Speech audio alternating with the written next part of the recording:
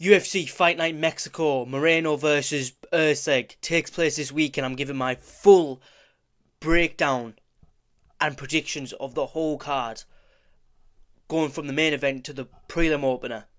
Starting with the main event, Brandon Moreno and Steve Usyk.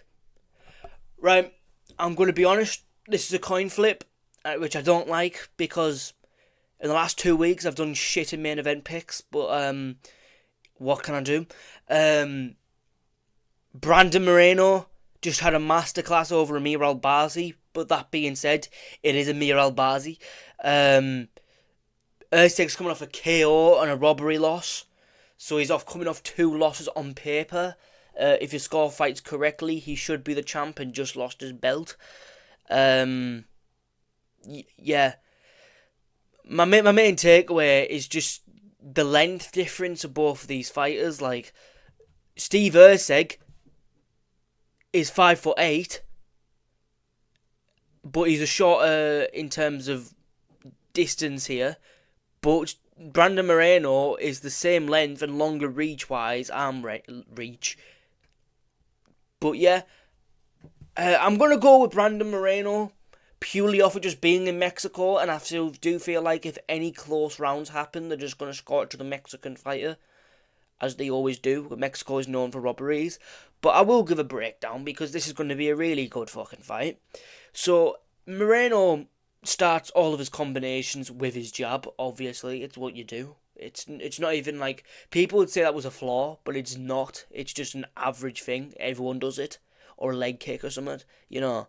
That's 71-inch reach, which I googled it. It said 71. Here it says 70, so I don't have a clue which is the correct one. So, but it's long for flyweight.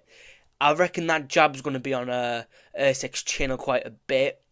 He has a good jab cross, gets through quite a bit. Because Steve Usyk, he throws his jab out there, but he sort of like, he doesn't lunge over it, but he just get countered over the top of it quite a bit. A lot of the time, he gets countered over the top. And as well, when Steve Usyk tries to like come for you, no sus way, but like when he tries to get on you, again, not in a sus way, his head is just there to be hit. And it's not even like that he has bad head movement, because when he does use his head movement, it is actually pretty good. And it's like, you know, he's just always there on the centre line to be hit. There's nothing you can really do about that, being a longer fighter with a stupidly long neck, which is why he gets probably caught a lot, because when he jabs, his shoulder can't cover his chin because his neck is so long. I think that's what it is. So he just gets hit and hit and hit and hit and hit. And obviously in his last fight, when he got hit, he dropped, rocked, and finished. You know. But I'll tell you one thing of something that Steve Usyk can use in this fight. Because both of these, since their title fights with Pantoja, has just stopped using kicks. Don't know why that's the thing, but they just both have stopped using it. But I'll tell you one thing. Steve Usyk was using knees a lot in that Pantoja fight. If he uses them in this fight, he could probably catch Brandon Moreno on the chin. I don't think he'll KO him, because Brandon Moreno is just such a fucking... just takes everything. But he's hunched over. He's just waiting for a front kick down the centre, a knee down the centre. That's what Steve Usyk should be looking for. And as well, they both have a vulnerability to just straight shots.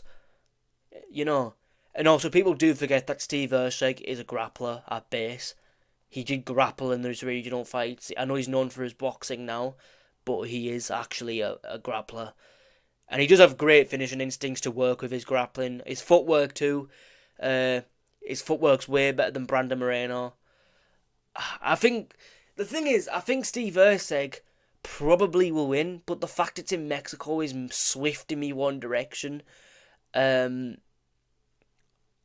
don't know if I'm going to go with Usyk, especially in Mexico. Like, when Valentina beat fucking Grasso in the second fight, they give it a draw, you know what I mean?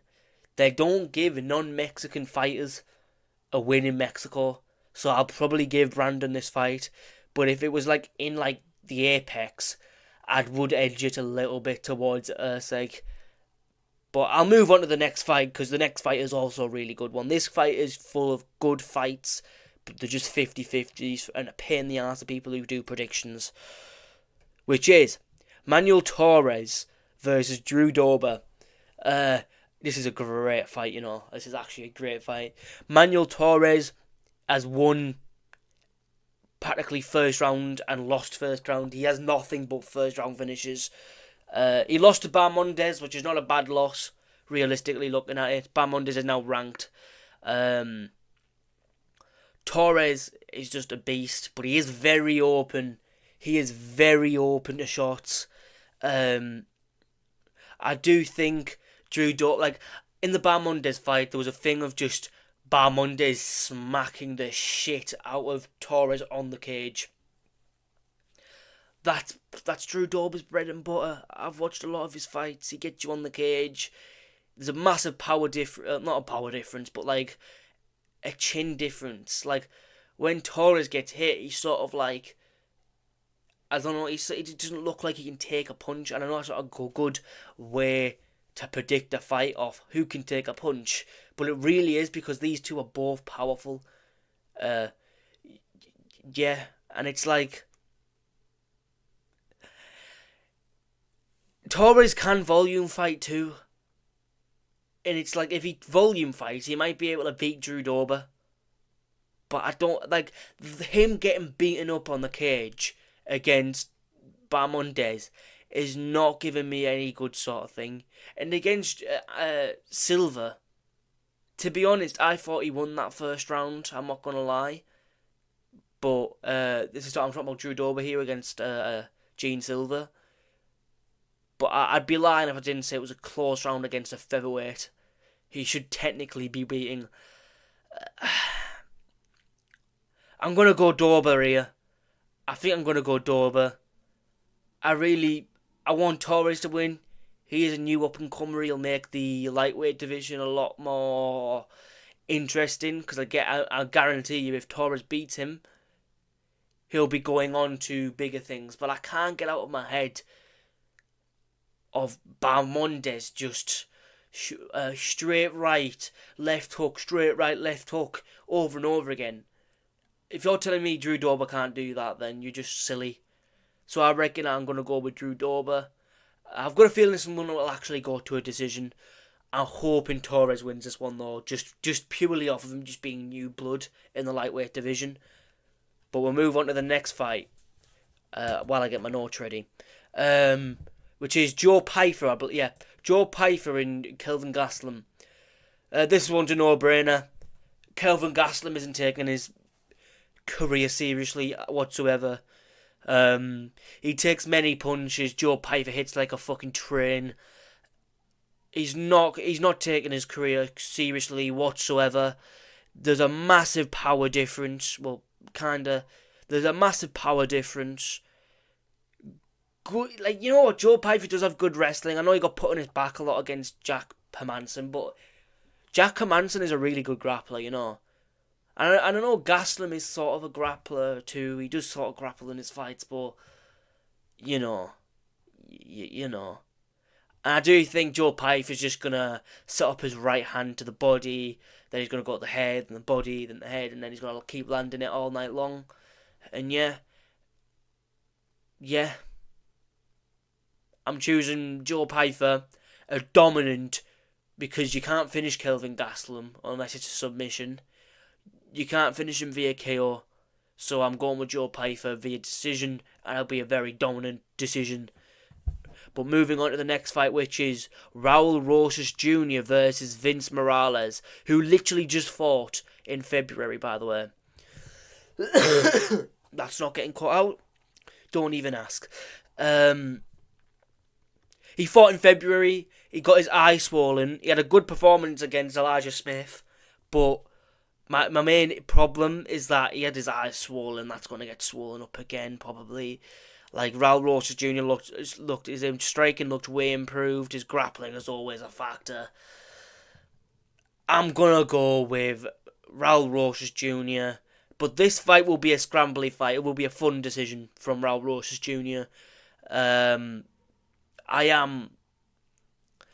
I am worried for Morales, but there again, he's a prelim fighter, so who the fuck do I care?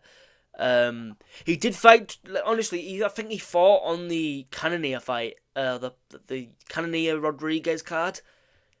So fair enough. Honestly, fair enough to him. This is how fighters should be. Like, oh, there's an opportunity, take it. Not, no, I need fucking 6 months to prepare. John Jones, but yeah, I'm going Raul Rosas Jr. Vince Morales is actually pretty decent. But when he loses this one, he's 3-0 in UFC and he's probably going to get caught, which is really sad.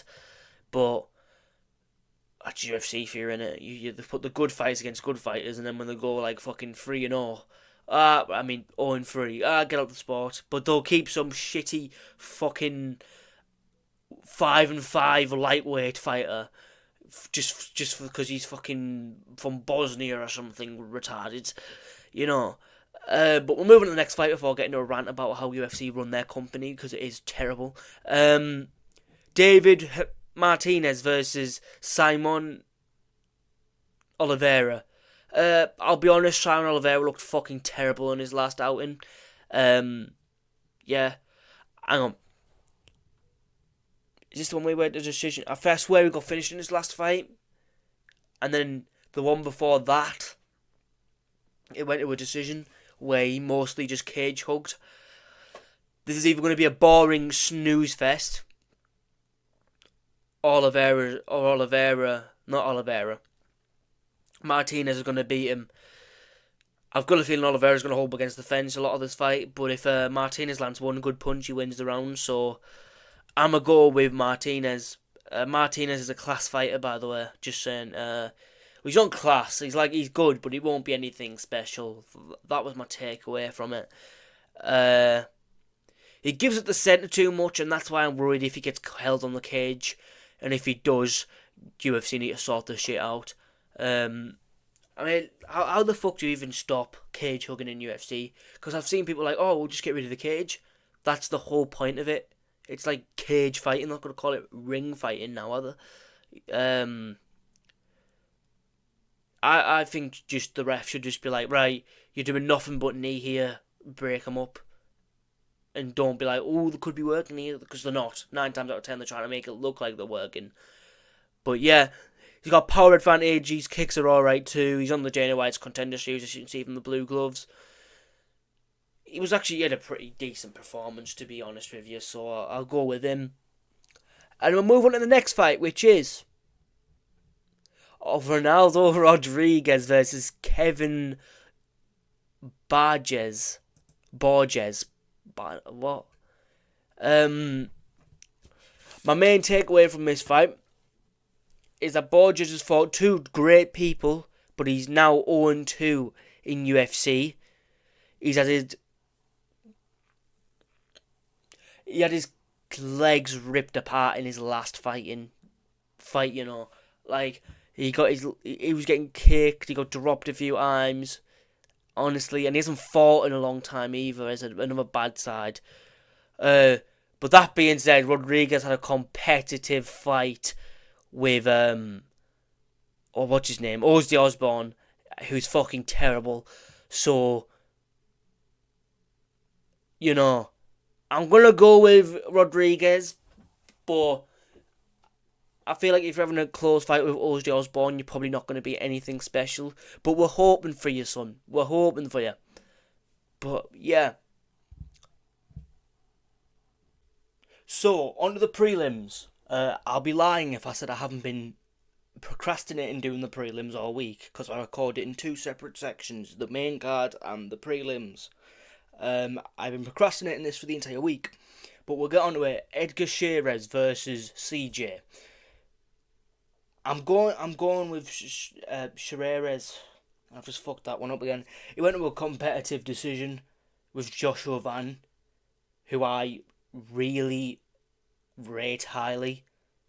He has some great kicks. Has terrible defense though, so he could get caught. But you know, oh well. Great knees in the clinch. You know. Yeah, and as well, CJ's lost to 2 great comp, but he's 3-2 in UFC. He got his legs chewed to pieces. give me Shearez. Shearez seems good. But we'll move on to the next one. We're going to quickly go through the prelims as I've got stuff to do. Jose Daniel Mededa versus Gatreres. I don't know. I've watched this guy. He's from the Contender Series. He's really fucking good. He's very fucking. He's massive. He's huge. He's powerful. But he did get taken down by this Chinese guy quite a bit. And this Mineda, I don't know if I rate him that highly. Like, he's very tough. I'll give him that. He took a lot of liver kicks, punches from Zachary Reese. Even fought out of a fucking D'Arce choke at one point, half beaten up. So yeah, he has very poor defense. So I am going with this Gatiara. He is pretty decent. You know what I mean? From Cameroon. Um, yeah. Do you reckon they'll have another one where it was like a second fighter from Cameroon, just completely forgetting about Francis Ngannou, like he doesn't exist? But yeah, I'm going with the big black dude because he's actually pretty decent and he's powerful, and he has back muscles. Like, people were talking about Islam Makhachev's back. I know this says 205. The fight that I watched was at middleweight. Yeah, it's a middleweight bout. But his back is fucking like it looks like it's been chiseled. So he definitely has some pop on him, and he's on like a fucking what KO streak is he on? A 5 KO streak. And the fight before that was a split decision which he lost, and another decision what he won, but it was his first pro fight. And he's got a nasty jab cross. I'm very highly on this black dude because I can't say his name properly. Yeah. And we're going to go on the next fight, which is Christian Rodriguez and Costa. Now, this really, really does just seem like one of these fights that Christian Rodriguez would lose. But I'm going to choose him purely off of every time I choose him to win, he loses. And every time I choose him to win, every time we choose him to lose, he'll win. So, yeah, and he's coming off a win over Austin Bashi. Definitely very confident over that because Austin Bashi was like some really mint wrestler on the regional scene. Had a Contender Series fight and beat the shit out of him and strangled him. And Costa, he looked good. But in a way, I do think that Philly was just handed him a win by going for that takedown where he was arguably beating him on the feet. Yeah, and he's got a bleak kick, so he can stop the pressure. But like Rodriguez doesn't really pressure; he's very fluid in the cage. He scrambles, great takedown defense. Beat Bashi, he missed weight against fucking Cameron Simon, who was a really good up and comer. Give him his first loss, I think. Raul Rosas Jr. gave him his first loss. Missed weight for both of those fights, so I'm just saying. But yeah, this is a featherweight bout. Fair enough, actually. You know what? Fair enough. You've just killed 3 prospects in the bantamweight division, and now you decide to go up to featherweight. You fucking asshole. You know what I mean? You just did an Ilia Topuria right there. But nah, I'll go with C-Rod. I am. This really just smell like a fight he's gonna lose, to be honest. But I think he'll win. He just seems like a much better, well-rounded fighter. But we'll move on to the next fight, which is, why have I done my notes like that? Oh, that's why I've done my notes like that. We'll skip this fight because fuck 'em. And we're going to Rafa Garcia and Vince Pinchnell. What are the age? I swear he's like 42. Yeah, he's 42. Garcia trains at Elevation. He beat a fucking 41-year-old Clay Guida. He has a good right hand counter. His jab's pretty good on the back foot too. And Pinchnell, I don't know. He does control the range really well. His kicks are good, but I don't trust you being 42. And you haven't fought in a while either. And I swear you lost to I was a good comp too, but it was, But I'm going to go with Garcia because I don't rate him that highly, but he's not bad. You know what I mean? He's like a he's like a just not below the rankings where they're like the good and they're just battling it for a top 15 like a Drew Dober, but he's like decent ish. But we'll move on to the next fight, which is Jamal Emmers and Gabriel Miranda. Gabriel Miranda's lost to like decent comp. I think it was Morgan Charrier and Benoit Saint Denis. They're decent competition, to be fair. Um, he's a grappler. A lot of cage hooking in his last fight. He's lost to decent comp. I've mentioned that already. But Jamal Emmers just went to a split decision with Jack Jenkins. He's very long. He's very powerful. And this is why I'm going to go with Jamal Emmers. Jack Jenkins is really fucking good. I know he just lost his fight, but he is fucking amazing fighter. Really good. So I'm going with Jamal Emmers. So, yeah. And then we're going to go on to the next one, which is the opener of the card, which is, and it's not expanding, which is just a great one. Medeiros versus Austin Hubert. Austin Hubert is fucking shit. He's like 6. Yeah, he's 4-6 in UFC. He pressures and then just stops pressuring. This Meredus is actually pretty good with his boxing, but like it's weird. If you watch him fight, he like the closer he gets to his opponent, the wider his chin gets. So out of range, his chin's actually tucked, and then the closer he gets to his opponent, his chin slowly like reveals itself. So he probably could get knocked out. And from going off of the last week, he probably will get knocked out because last week I did terrible on picks. But yeah, I don't. If you can't beat Hubert, I don't think you should be in the UFC, to be honest. So yeah, I'm going with Meredus. Can these people just have normal names when they come UFC? But yeah, that's my predictions. Comment your predictions. Yeah, the video's over. I'm fucking sick of this fucking prelim video. Well, prelim. It's because I've filmed it in 2 separate parts and was just thinking it the entire week, just procrastinating it. But yeah,